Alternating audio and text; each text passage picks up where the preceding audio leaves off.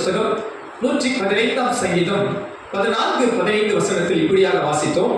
கர்த்தர் உங்களையும் உங்கள் பிள்ளைகளையும் வர்த்திக்க பண்ணுவார். வானத்தையும் பூமியையும் படைத்த கர்த்தராலே நீங்கள் ஆசீர்வதிக்கப்பட்டவர்கள். ஆமென், ஹல்லேலூயா. தேவன் நம்மையும் நமது பிள்ளைகளையும் ஆசீர்வதிக்கிறார். நம்மையும் நமது பிள்ளைகளையும் நமது குடும்பங்களையும் வர்த்திக்க பண்ணுகிறார். நாமும் நம்முடைய பிள்ளைகளும் கர்த்தரால் ஆசீர்வதிக்கப்பட்டவர்கள். எத்தனை பேர் அதை விசுவாசிக்கிறீர்கள்? கரமையேற்றி சொல்லுங்க பார்க்கலாம். நானும் என் பிள்ளைகளும் ஆசீர்வதிக்கப்பட்டவர்கள். ஹல்லேலூயா.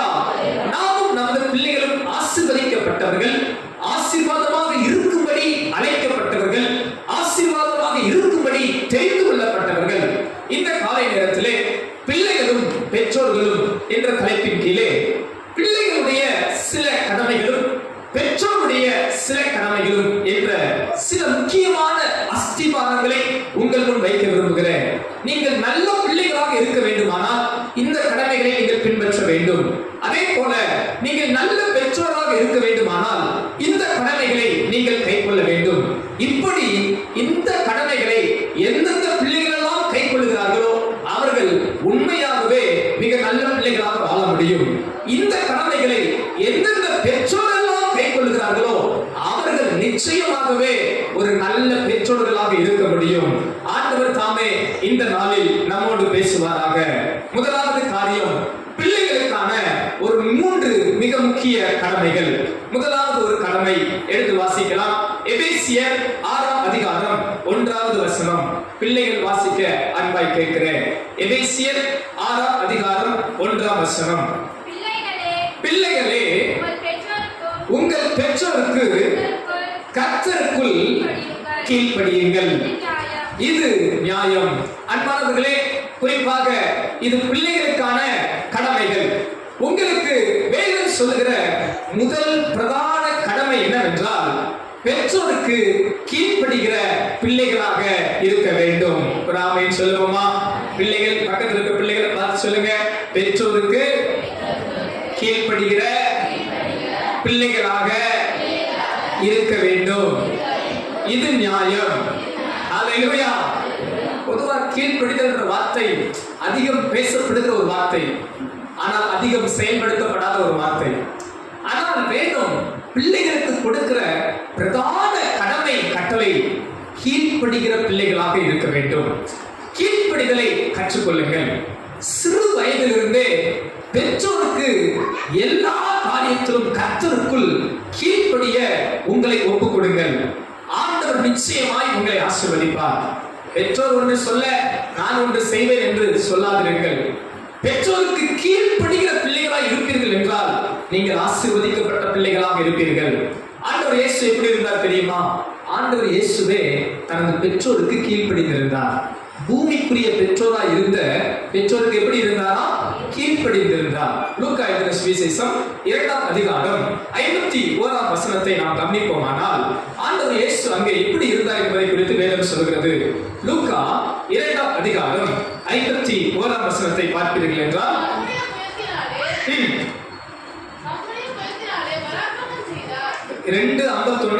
பின்பு அவர் அவர்களுடனே கூட போய் நாசரேத் ஊரில் சேர்ந்து அவர்களுக்கு கீழ்ப்படிந்திருந்தார். பின்பு இயேசு தனது பெற்றோரோடு கூட போய் பெற்றோருக்கு கீழ்ப்படிந்திருந்தார். பிள்ளைகள் அருகாமல் இருக்கவங்களை பார்த்து சொல்லலாமா? நமது ஆண்டவர் இயேசு, நமது ஆண்டவர் இயேசு பெற்றோருக்கு கீழ்ப்படிந்திருந்தார். இயேசுவாவே பெற்றோருக்கு எப்படி இருந்தாரா? கீழ்ப்படிந்திருந்தார். பிள்ளைகளே, கீழ்ப்படிதல் கொஞ்சம் கஷ்டமா தெரியுற மாதிரி இருக்கும். ஆனா உங்களை தாழ்மையா உற்சாகப்படுத்துற உங்க பெற்றோருக்கு கீழ்ப்படிய கற்றுக்கொள்ளுங்கள். ஒவ்வொரு நாளும் காலையில எழுப்புங்க. 5 மணி 6 மணி எத்தனை மணிக்கு உங்க அப்பா அம்மா எழுப்புறாங்கன்னு தெரியல, அப்பதான் எனக்கு தூக்கம் வருதுன்னு சொல்லாதீங்க. பிரஷ் பண்ணுனா நான் பிரஷ் பண்ணாம தான் சாப்பிடுவேன்னு சொல்லாதீங்க. அப்புறம் என்ன எதுக்கெல்லாம் கீழ்ப்படியாம இருப்பீங்கன்னு எனக்கு தெரியல. ஆமென். என்ன உங்க அப்பா அம்மா உங்களை ஆண்டவருக்குள்ள நடத்துறாங்களோ அதற்கு சந்தோஷமா கீழ்ப்படிங்க, வருத்தப்பட்டு கீழ்ப்படியாதீங்க. அது இயேசுப்பா கொடுத்த கட்டளை நினைச்சு பிள்ளைகள் அப்பா அம்மா சொல்ற நல்ல காரியத்துக்கு கீழ்ப்படிய கற்றுக்கொள்ளுங்கள். உங்களுக்கு ஒன்று சொல்லட்டுமா? கீழ்ப்படிதல் வருகிற ஆசீர்வாதம் அதே அநேகம். கீழ்ப்படியாமையுடைய தன்மை நீங்க புரிஞ்சுக்கிட்டீங்கன்னா கீழ்ப்படிதல் எவ்வளவு முக்கியம் உங்களுக்கு புரியும். கீழ்ப்படியாமை அது பெரிய ஆசீர்வாத குறைச்சல். கீழ்ப்படியாமை பிள்ளைகள் மேல தேவ கோபாக்கினை வரும். கொலேசியர் நிருபம் 3ஆம் அதிகாரம் 6ஆம் வசனத்துல பொதுவாய் வேதம் சொல்கிறது, எந்தெந்த தேவ பிள்ளைகள் எல்லாம் கீழ்ப்படியாது இருக்கிறார்களோ அவர்கள் மேல் வருகிற ஆண்டவருடைய தண்டனை குறித்து வேதம் சொல்கிறது. வாசிக்கிறீங்களா? கொலேசியர் 3ஆம் அதிகாரம் 6ஆம் வசனம் பாருங்க. இவைகளின் பொருட்டே கீழ்ப்படியாமையின் பிள்ளைகள் மேல் தேவ கோபாக்கினை வரும். பிள்ளைகளே, கீழ்ப்படியாத பிள்ளைகளா இருந்தா இந்த வசனம் பொதுவா எல்லா விசுவாச பிள்ளைகளுக்கும் பொருந்தும். இன்னைக்கு பொதுவா முதல் பிள்ளைகளுக்கு சொல்றதுனால, பிள்ளைகளே நாம கீழ்ப்படியாமையின் பிள்ளைகளா இருந்தா யாரோட கோபாக்கினை வரும்? நீங்க நினைக்காதீங்க அப்பா அம்மா தான் கோபப்படுவாங்க நம்ம கீழ்ப்படியாத பிள்ளைகளா இருந்தா. இல்ல இல்ல, உங்க அப்பா அம்மா கோபப்படலாம், அதற்கு மேல நீங்க கீழ்ப்படியாத பிள்ளைகளாக இருந்தா யாரோட கோபம் வருமா? வேதம் சொல்லுகிறது தேவ கோபாக்கினை வரும். எச்சரிக்கையா இருக்கணும். கீழ்ப்படியாமையினால இழந்த ஆசீர்வாதங்கள் அநேகம். இஸ்ரவேல் ஜனங்கள் வாழ்க்கையை பாருங்க, அவங்க கீழ்ப்படியாததுனால சாபங்களை பெற்றுக்கொண்டார்கள். கீழ்ப்படியாததுனால அநேகர் கானான் தேசத்தை இழந்து போனார்கள். கீழ்ப்படியாததுனால அழிவை சம்பாதித்தார்கள். கீழ்ப்படியாததுனால சவுல் ராஜா என்கிற அந்தஸ்தை இழந்து போனார். இப்படி கீழ்ப்படியாமை அநேக இழப்புகளையும் சாபங்களையும் அழிவையும் தந்தது. அன்பான சிறு பிள்ளைகளே, நீங்க கீழ்ப்படுகிற பிள்ளைகளா இருந்துட்டீங்கன்னா உங்க மேல தேவ ஆசீர்வாதம் பெருகும். கீழ்ப்படியாமையின் பிள்ளைகளின் மேல் தேவ கோபாக்கினை வருகிறது. கீழ்ப்படுகிற பிள்ளைகளின் மேல் தேவ ஆசீர்வாதம் பெருகுகிறது. அப்படியானால் இந்த காலை நேரத்தில் பிள்ளைகளுடைய கடமை என்ன? முதல் காரியம், பிள்ளைகள் என்ன செய்ய வேண்டும்? பெற்றோருக்கு சத்தமா சொல்லுங்க, கீழ்ப்படிய வேண்டும். கரம் ஏற்றுவலையா சொல்லலாமா? இன்றிலிருந்து நான் கீழ்ப்படிப்பேன் பாஸ்டர் சொல்றவங்கள கையை வைத்துவலையா சொல்லுங்க. சோத்ரம், சத்தமே வரல. ஆமென். சரி, இரண்டாவது கடமை பார்க்கலாம். பிள்ளைகளுக்கான இரண்டாவது கடமை எடுத்து வாசிங்க. எபேசியர் 6ஆம் அதிகாரம் 2-3 வசனங்களை வாசிங்க. எபேசியர் 6ஆம் அதிகாரம் 2வது வசனம் 3வது வசனம். பிள்ளைகள் வாசிங்க. கல்யாணம் படிக்காம இருக்கு இல்ல பிள்ளைகள் பிள்ளைகள் இருக்கு பார்க்கலாம் உற்சாகமா. வாலிப பிள்ளைகள் எபேசியர் 6ஆம் அதிகாரம் 2வது 3வது வசனம். உனக்கு நன்மை உண்டாயிருப்பதற்கும் பூமியிலே உன் வாழ்நாள் நீடித்திருப்பதற்கும் உன் தகப்பனையும் உன் தாயையும் கனம் பண்ணுவாயாக. எத்தனை பேர் அந்த பிள்ளைகள்லாம் எடுத்தீங்க? எல்லா சிறு பிள்ளைகளும் சேர்ந்து வாசிக்க போறோம். 269ஆம் பக்கம். திருமணம் முடிக்காத பிள்ளைகள் எல்லாரும் இந்த வசனத்தை எடுத்து வாசிக்கலாமா? எபேசியர் 6ஆம் அதிகாரம் 2-3 வசனங்கள். வேதம் வைத்திருக்கிற பிள்ளைகள்லாம் என் கூட சேர்ந்து வாசிங்க. உனக்கு நன்மை உண்டாயிருப்பதற்கும் பூமியிலே உன் வாழ்நாள் நீடித்திருப்பதற்கும் உன் தகப்பனையும் உன் தாயையும் கனம் பண்ணுவாயாக என்பதே வாக்குத்தத்தமுள்ள முதலாம் கற்பனையாய் இருக்கிறது. கரங்களை உயர்த்தி ஆமென் சொல்லலாமா? ஆமென். அப்ப இந்த காலை நேரத்தில் ஆண்டவர் நமது பிள்ளைகளுக்கு சொல்லுகிற இரண்டாவது ஒரு காரியம், இரண்டாவது ஒரு கடமை என்ன? பெற்றோரை கனம் பண்ணுகிற பிள்ளைகளாக இருக்க வேண்டும். எல்லாரும் கூட சேர்ந்து சொல்லுங்க. சிறு பிள்ளைகள் பெற்றோரை கனம் பண்ணுகிற பிள்ளைகளாக இருக்க வேண்டும். இந்த வார்த்தையை உங்களுக்கு அப்பா அம்மா இருக்கிற எல்லாருமே இந்த வார்த்தையை கூட சேர்ந்து சொல்லலாம். எனக்கு அம்மா அப்பா இருக்கிறாங்கன்னா இந்த வார்த்தையை கூட சேர்ந்து சொல்லுங்க. பெற்றோரை கனம் பண்ணுகிற பிள்ளைகளாக நாம் இருக்க வேண்டும். அல்லேலூயா. இந்த கட்டளையை பார்த்தீங்கன்னா இது ஒரு வாக்குத்தத்தமான கட்டளையா. வேதம் சொல்கிறது, உனக்கு நன்மை உண்டாயிருப்பதற்கும் உன் பூமியிலே உன் வாழ்நாள் நீடித்திருப்பதற்கும். ரெட்டிப்பான நன்மை பாருங்களேன். உங்க பெற்றோரை நீங்க கனம் பண்ற பிள்ளைகளா இருந்தா உங்களுக்கு ரெட்டிப்பான நன்மை ஆண்டவர் வச்சிருக்கிறார். என்ன நன்மை? உனக்கு நன்மை உண்டாகும். பக்கத்துல இருக்க பிள்ளைகளை பார்த்து சொல்லுங்க, உங்க அப்பா அம்மாவை கனம் பண்ணுனா உனக்கு நல்லது நடக்கும். அல்லேலூயா.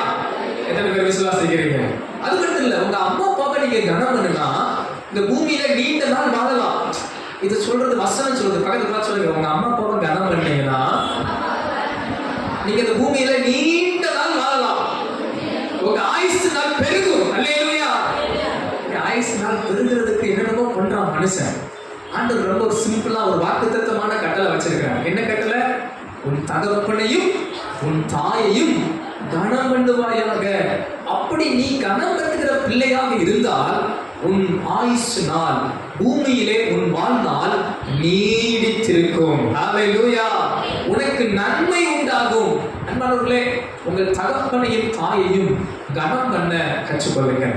ஆமென். அவங்கள ஒரு அலட்சியப்படுத்தாதீங்க, அவங்கள அசட்டை பண்ணாதீங்க. அவங்க நன்மையான காரியங்கள் சொல்லும்போது அவங்களை உதாசீனப்படுத்தாதீங்க. உங்க தகப்பன் தாய் உள்ளத்தை வேதனைப்படுத்தாதீங்க. உங்க தகப்பன் தாய் உள்ளத்தை துக்கப்படுத்தாதீங்க. உங்களால உங்க பெற்றோர் ஒரு நாளும் அழுகிற நிலைமையில் இருக்கக்கூடாது. எத்தனை பேர் என் கூட சேர்ந்த வார்த்தையை ஆமோதிக்கிறீங்க? ஆமென். நீதிமொழிகள் 23ஆம் அதிகாரம் 22ஆம் வசனம் இப்படியாக சொல்கிறது. நீதிமொழிகள் 23ஆம் அதிகாரம் 22ஆம் வசனம். வாசிங்க பிள்ளைகள். நீதிமொழிகள் 23ஆம் அதிகாரம் 22ஆம் வசனம். உன்னை பெற்ற தகப்பனுக்கு செவி கொடு. உன் தாய் வயது சென்றவளாகும் போது அவளை அசட்டை பண்ணாதே. பிள்ளைகள் எல்லாம் வசனம் எடுத்தீங்களா? எல்லாரும் சேர்ந்து வாசிக்க பார்க்கலாம். எல்லா பிள்ளைகளும். உன்னை பெற்ற தகப்பனுக்கு செவி கொடு. உன் தாய் வயது சென்றவளாகும் போது அசட்டை பண்ணாதே. எத்தனை பிள்ளைகள் இந்த வார்த்தையை கவனிச்சீங்க? உங்க தகப்பனுக்கு செவி கொடுக்க வேண்டும். தாய் வயதான பின்பு அவளை நீ என்ன பண்ணக்கூடாதா? அசட்டை பண்ணக்கூடாது. எத்தனை பேர் பிள்ளைகள் காதெல்லாம் திறந்திருக்கா? கொஞ்சம் அப்படி காது பிடிச்ச ரெண்டு இப்படி சுண்டுங்க பார்க்கலாம். கொஞ்சம் சில நேரம் ஒரு காதை போய் உள்ள போக மாட்டேங்குது. காதை கொஞ்சம் கவனிக்கிறீங்களா? அப்பா என்னதான் பார்க்கணும். சரிங்களா? வசனம் என்ன சொல்லுது? உங்க அப்பா மட்டும் நீங்க செவி கொடுக்கணும். உங்க தாய் வயசானவனே என்ன பண்ணக்கூடாதான்? அசட்டை பண்ணக்கூடாது. சிலர் பாருங்க, உனக்கு என்ன கிளவின்றுவாங்க வீட்டில்.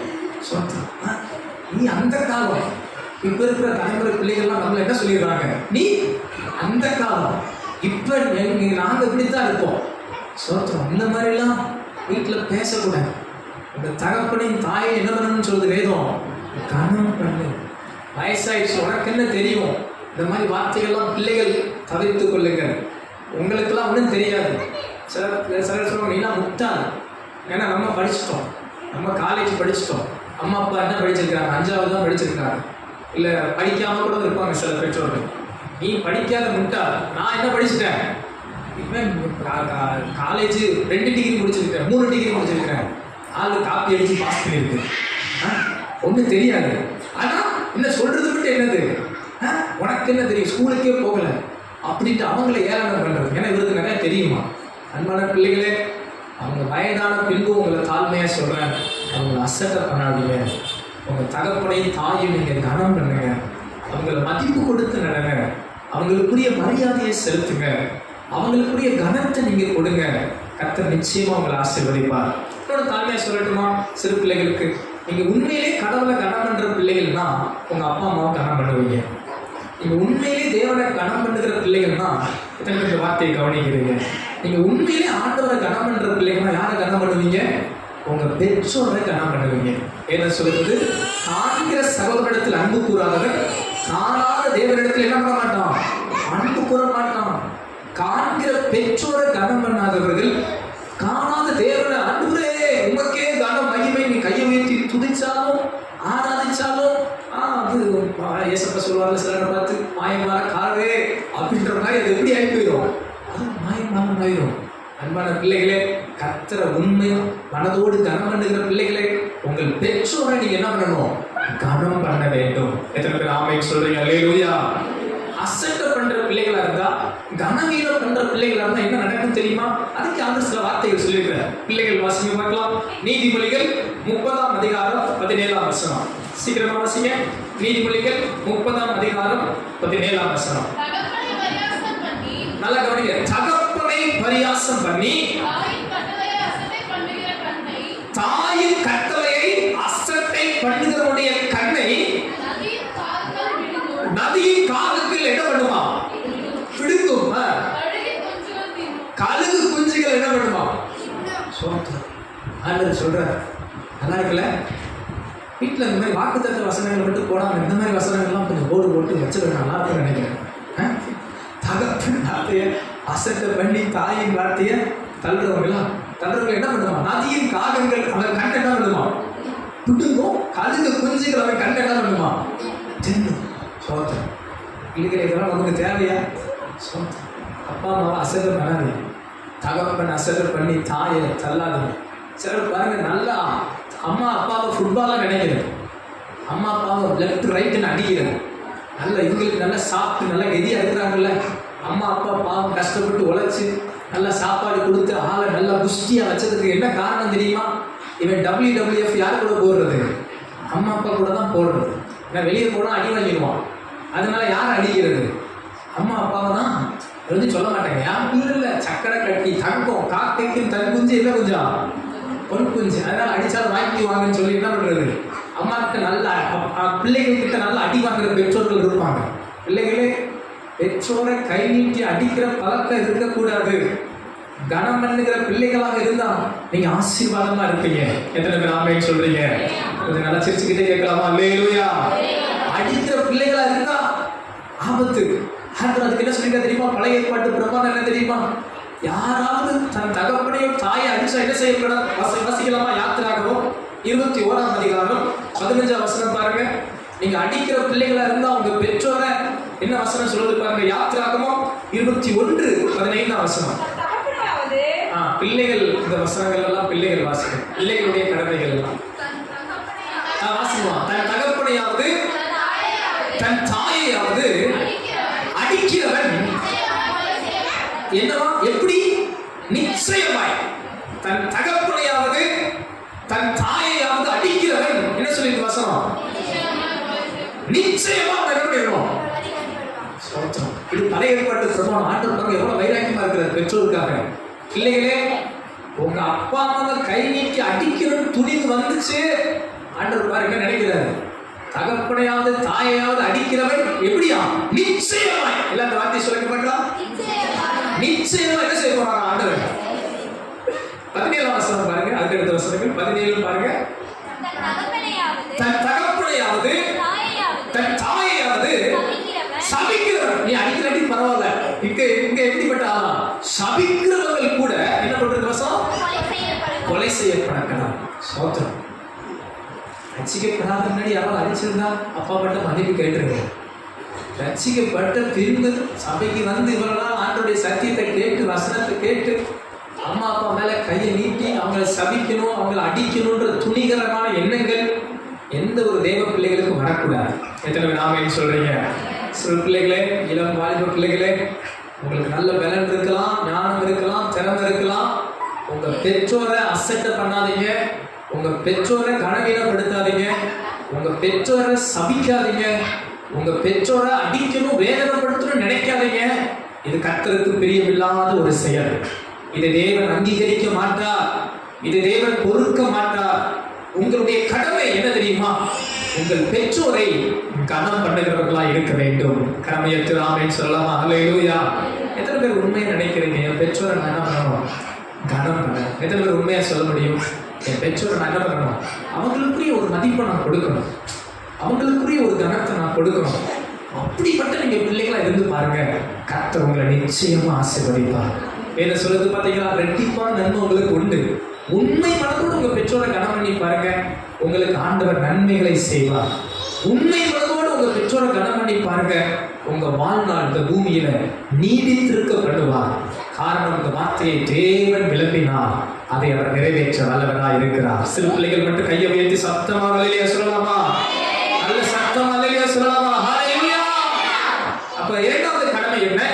பெற்றோரை கனம் பண்ணுகிற பிள்ளைகளாக இருக்க வேண்டும். கடமையற்ற அல்லேலூயா சொல்லலாமா? அல்லேலூயா. சரி, மூன்றாவது ஒரு கடமை, கடைசியா நீங்க ஒரு 3 கடமை மாத்திரம் உங்களோட வைக்கிறேன். மூன்றாவது ஒரு கடமை எடுத்து வாசிக்கலாம். 1 தீமோத்தேயு 5ஆம் அதிகாரம் 4ஆம் வசனத்தை வாசிக்கலாம். 1 தீமோத்தேயு 5ஆம் அதிகாரம் 4வது வசனம். பிள்ளைகளாவது பேரன் பேத்திகளாவது இருந்தால்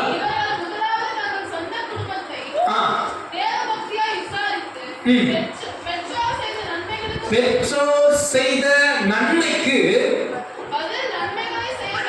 பதில் நன்மை செய்ய கற்றுக்கொள்ள கடவர்கள். அன்பானவர்களே, பிள்ளைகளே, நீங்கள் உங்கள் பெற்றோர் செய்த நன்மைக்கு பதில் நன்மை செய்ய வேண்டும் என்று வேதம் வலியுறுத்துகிறது. எத்தனை பேர் ஆமென் சொல்றீங்க? அல்லேலூயா. மூன்றாவது கடமை என்ன? பிள்ளைகளுக்கான ஒரு கடமை, பெற்றோருக்கு பதில் நன்மை செய்ய வேண்டும்.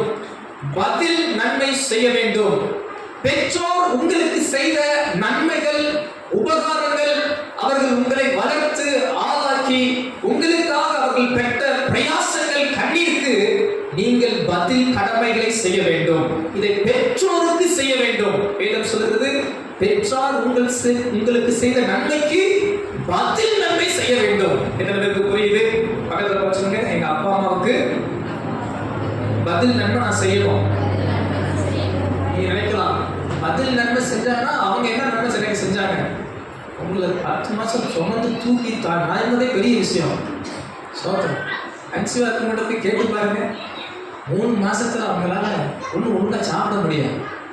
அவங்க சாப்பிட நினைச்சா வாமிட்டிங்கா வரும். எனக்கு கேட்டு பார்த்துருக்கிறீங்க? பார்த்தது இல்லையா? அவங்க அந்த 10 மாசத்துல அவங்க படுற பாடு, அவங்க பிள்ளையை பிறந்து சரி எப்போ பிறந்துதான் நல்லா இருக்கும் நினைப்பாங்க. பிறந்து ஒரு 3 மாசம் அமையில தூங்குற மாதிரி தூக்கிட்டு இருப்பீங்க. அடுத்து நீங்க பண்ண சேட்டெல்லாம் இருக்கேன்.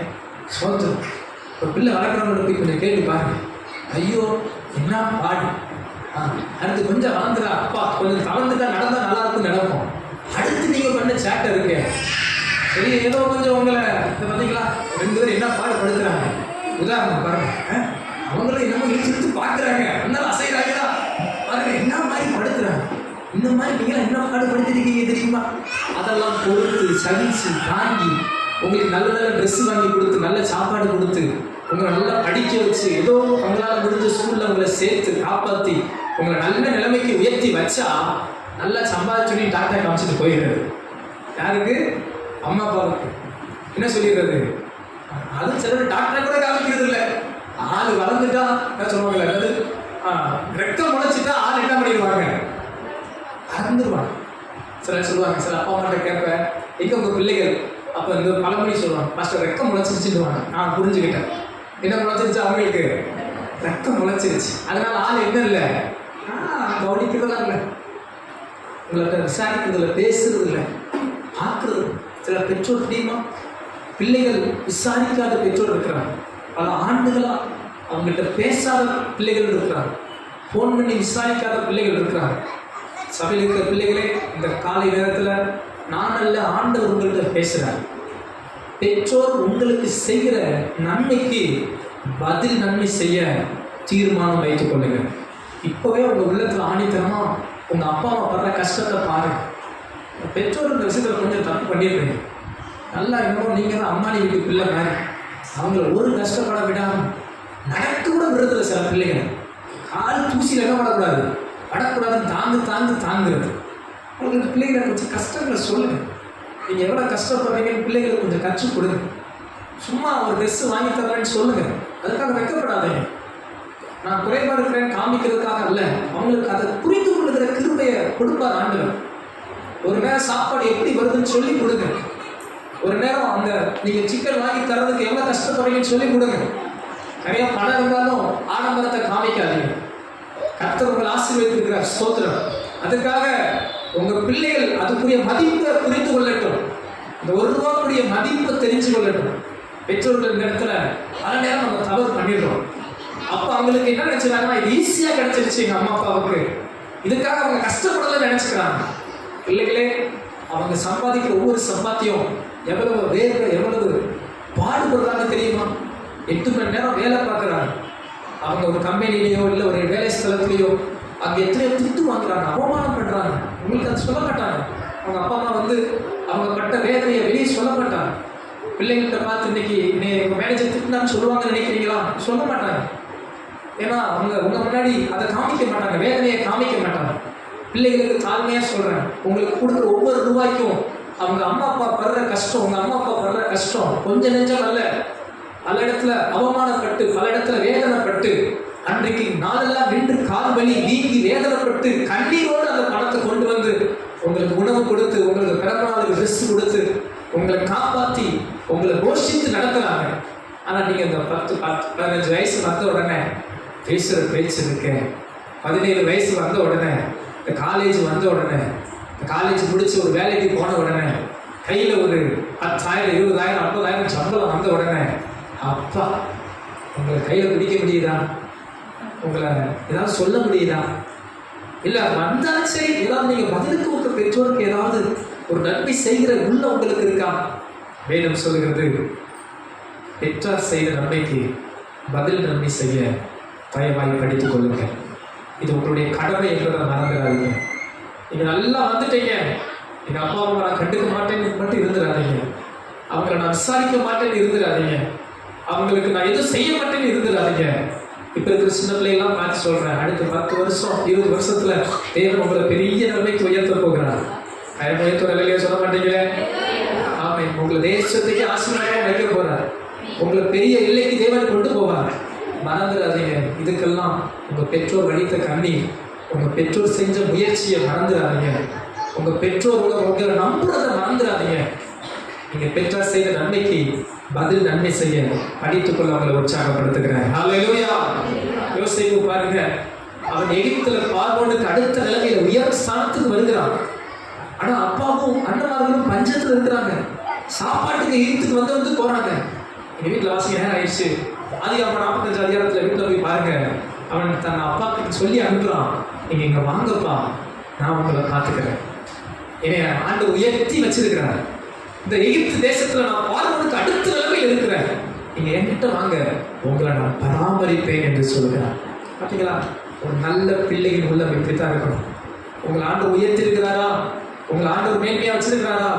உங்க பெற்றார் செய்த நன்மைக்கு பதில் நன்மை செய்ய பழகிக்கொள்ள கர்த்தர் உங்களுக்கு உதவி செய்வாராக. கரமையற்ற அல்லேலூயா சொல்லுங்க. அல்லேலூயா. நான் வயதான பெற்றோர்கிட்ட பேசும்போது அதிகமான பெற்றோர் சொன்னது என்ன தெரியுமா? பாஸ்டர், எனக்கு என் பிள்ளை உதவி செய்யலாட்டி பரவாயில்ல, உபத்திரவம் கொடுக்காம இருந்தா சரி. இல்லைங்களே, நீங்க பதில் நன்மை செய்றீங்களோ இல்லையோ, உங்க அப்பா அம்மா வேதனைப்படுத்தி துன்பப்படுத்தி அவங்க உள்ளத்தை உடைச்சு அவங்களுக்கு முள்ளா உபத்திரவம் மட்டும் இல்லாதபடி கர்த்தர் உங்களை காப்பாராக. எத்தனை பேர் என் கூட சேர்ந்து ஆமோதிக்கிறீங்க? வேதம் சொல்லுகிற சில கடமைகளை உங்களுக்கும் வைக்கிறேன். பிள்ளைகள் முதலாவது பெற்றோருக்கு கீழ்ப்படுகிறவர்களாக இருக்க வேண்டும். இரண்டாவது பெற்றோரை கனப்படுகிற பிள்ளைகளாக இருக்க வேண்டும்.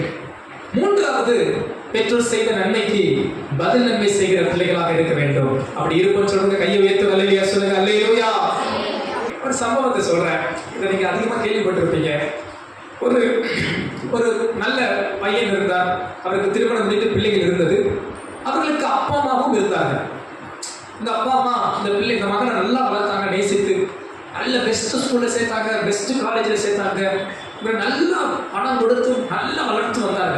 அதனால இவருக்கும் நல்ல இடத்துல வேலை கிடைத்தது, நல்ல கை நிறைய வருமானம், உயர் ஸ்தானத்தில் உயர் பதவியில் இருந்தார். ஆனால் காலங்கள் கடக்க கடக்க இவங்க அப்பா அம்மாவுக்கு ரொம்ப வயசாயிடுச்சு, இவங்க அப்பா அம்மாவுக்கு முதிர் வயதாயிடுச்சு. இப்போ அவங்களுக்கு வருமானம் இல்லை, எதுனாலும் பிள்ளை கையை தான் நம்பி இருக்கணும். அப்போ பிள்ளை கொடுத்த சாப்பாடு தான் சாப்பிடணும், வேலை இல்லை, சம்பாதிக்க முடியாது. இவங்க பிள்ளையை நம்பி அவங்க வீட்டில் இருக்க வேண்டிய சூழல். அப்படிப்பட்ட அவங்க பிள்ளையோடு இருந்தாங்க. ஆனால் இவருக்கு இப்போ பணம் வந்துருச்சு, பெருகிட்டார்.